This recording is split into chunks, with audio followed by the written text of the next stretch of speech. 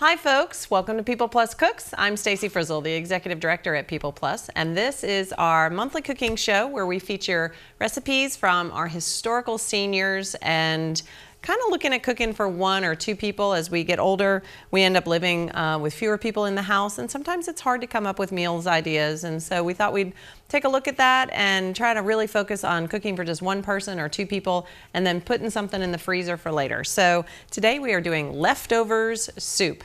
We all end up with leftovers, a little container of this, a little container of that. And so I find it's great to do two things with leftovers. You can either do leftover quiche or leftover soup. So today is soup. It's winter, it's cold, you want some good comfort food. So what I've got going on here today is some leftovers that I had from a party at my house over the weekend. We had a nice sort of a veggie tray. So I've got tomatoes, celery, colored peppers.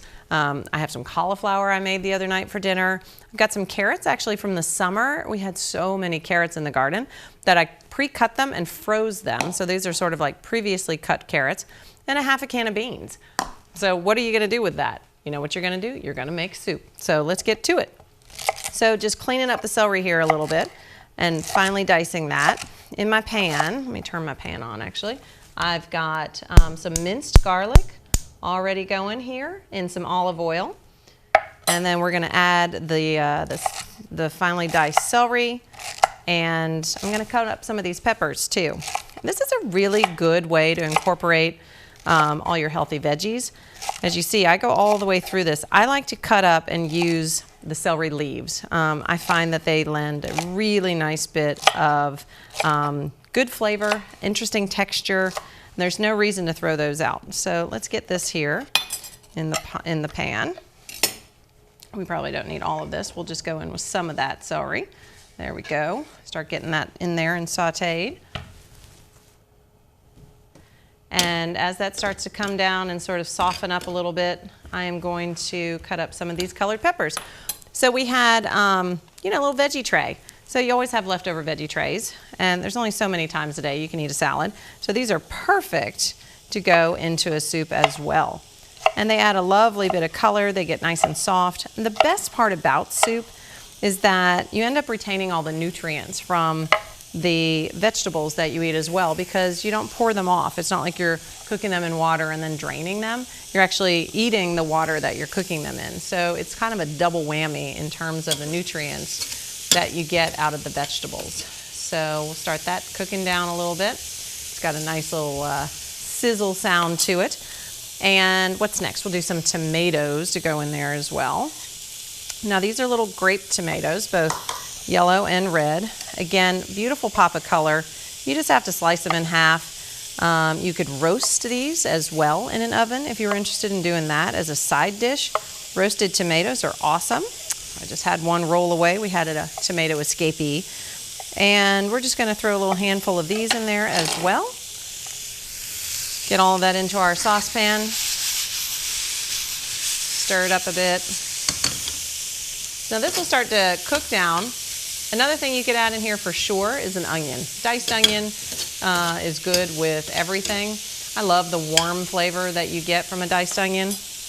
And as that begins to cook down, get some of this out of the way, we'll chop up some of these previously frozen carrots.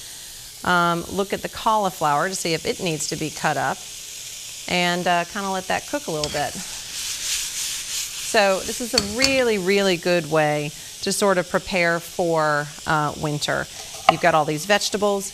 You know what you can do actually is you can freeze them. So put your little leftover vegetables into Ziplocs, freeze them in your, put them in your freezer, and then when you're finally ready with soup, you can just pull them all out at once and they're ready to go. And it doesn't matter that these vegetables have been pre-frozen. They're kind of soft now. You wouldn't want to eat these as crispy carrots anymore because they're soft. So that's the perfect thing that freezing actually does for a vegetable. And I know that lots and lots of us buy frozen vegetables already. So if you've got 10 bags in your freezer, half full of broccoli and half full of carrots and half full of peas, you are looking at a pot of soup right there without even trying anything. The other component I'm going to throw into this is ham. So we did a ham at the party. You have a leftover. If you've got a ham bone, you can throw it in for sure, which makes a really, really good flavor to the soup. I don't have a ham right here, the bone anymore, but I used it in the first pot of soup I made that I'll show you toward the end of the show. And that's a great way to flavor anything, to season it with a ham hock. There are lots of soups that you think of as traditional with a ham bone. Split pea comes to mind immediately. White bean with ham. There's another one with finely diced carrots. So those are all really good to use. So this is coming together nicely, starting to soften up. So what I'm going to do is transfer it into more of a soup pot at this point. There we go. Would have started it in there, but makes better television when you're cooking it in a fry pan. Get some of these other elements going in there. Get our carrot in. And you may ask yourself, all right, what is this going to taste like? Is it basically just vegetable soup at this point? And the beauty of soup is it can go any direction you want. You could take this as a curry and then add a little rice down the road. You could add all kinds of other whole grains. What I'm going to do today is salt, of course, and pepper. I've got some garlic and some minced onions. So that'll go in to begin to flavor that up. I also really like the warmth and the color that comes from paprika. So I'm going to do a bunch of paprika in this soup. And turmeric would be another great one. That'll make it kind of orangey colored. And I've got some ground ginger. I find that ginger and carrots go hand in hand. They love each other. And so we're going to go with some ginger in this soup as well. Ooh, it's not even open yet. We're going with some never been open ginger. And that'll be really nice. So one of the components you can use is you could stop here with your vegetables. You could throw in water, your beans, and you could keep this completely vegetarian at this point if you wanted to. I, like you saw, threw in some ham for a little pop of protein. And I'm going to get my beans going in there. There we go. Now you want to make sure that you drain and rinse your beans because beans are stored in a preservative that is not good for your body. So it's sort of the equivalent of formaldehyde. And then the last thing we kind of want to do is add either some stock, vegetable stock if you have it, chicken stock would be great, or some water. I'm just going to go straight in with some water in this. Get it stirred up. And there you go. You've got a nice saucepan of soup. Wonder if you can see that on camera there. Get a nice pan of soup going there. Let this cook down now, I don't know, for maybe 30 minutes, 45, till everything's tender and kind of mellowed.